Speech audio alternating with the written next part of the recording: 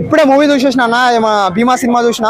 భీమా cinema బాగుందన్న. ఒక normal movie కాకుండా యావరేజ్ అబౌవ్ మూవీ. హిట్ అని చెప్పొచ్చు, బ్లాక్ బస్టర్ హిట్ అని చెప్పలేము.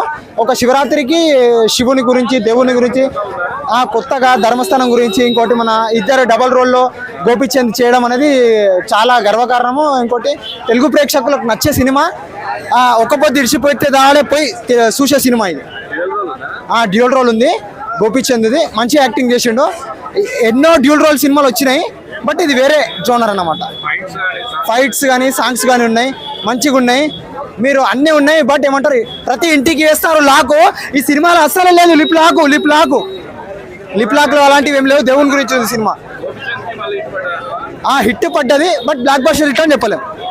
ఇంకా మంచి మంచి సినిమాలు తీయాలి, దీనికంటే మంచి సినిమాలు తీయాలని కోరుకుందాం. Hero elevation, hero acting, Gopichand one man show and comedy timing బాగుంది. బీజిఎం బాగుంది. బాగున్నాయి. పోలీస్ క్యారెక్టర్ బాగా చేశారు. అవును, గోపిచంద్ యాక్టింగ్ నచ్చింది. ఎలివేషన్ బాగుంది, హీరో ఎలివేషన్.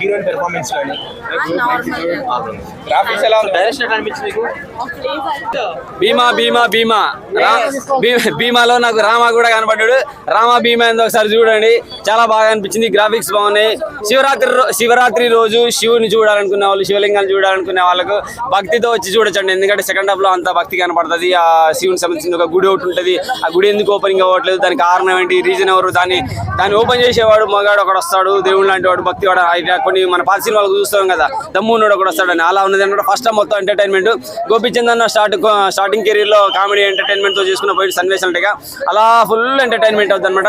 యూత్ కావాల్సిన బంచి కంటే కొంచెం రొమాన్స్ కావాలంటారు కదా అన్న, ఇద్దరు హీరోయిన్లు రొమాన్స్ ఉందా అంటారు కదా. సో వాళ్ళకి యూత్ కావాల్సిన రొమాన్స్ అంతా ఫస్ట్ హాఫ్ లో కనపడుతుంది. సెకండ్ హాఫ్ వచ్చేసరికి మంచి పెర్ఫార్మెన్స్, చిన్న పిల్లల సెంటిమెంట్ సన్నివేశాలు ఒకటి, అది కూడా చూడొచ్చు, చాలా బాగా అనిపిస్తుంది. సంజీవని మొక్క గురించి కొంచెం చూపించేస్తారు.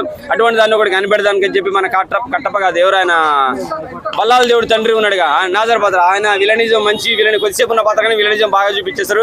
ఆ పాత్ర ఉండడం కూడా సినిమాకి హైలైట్ అనిపించేది. బీజిఎం అయితే సినిమాకి హైలైట్ చాలా బాగా అనిపించింది. అలాగే క్లైమాక్స్ ఒకటి, గ్రాఫిక్స్ ఒకటి చాలా బాగుంటాయి. సెకండ్ హాఫ్ లో హీరోయిన్ అయితే ఆమె పెర్ఫార్మెన్స్ అయితే సూపర్ గా అనిపించింది. అలాగే వెన్నెల కిషోర్ కానీ, సప్తగిరి కానీ కొద్దిసేపు ఉన్న వాళ్ళ కామెడీ బాగుంటుంది, మంచిగా అనిపించింది. బీజిఎం బాగుంది, మంచి మూవీ భయ్య. శివరాత్రికి శివుని సినిమా చూడాలనుకునే వాళ్ళు రెండు క్యారెక్టర్లు మంచిగా అనిపించేస్తుంది. ఒక క్యారెక్టర్ నీళ్ళలో వేయంగా ఇంకో క్యారెక్టర్ భక్తితో కనబడతాడు. ఏంది ఇంత సస్పెన్స్ ఏంటి, ఇంత టర్నింగ్ పాయింట్ ఏంది అనుకున్నాం. చాలా బాగా అనిపించేస్తుంది. మంచి మూవీ భయ్య. ఓం నమ శివాయ. Bheema. Thank you very much.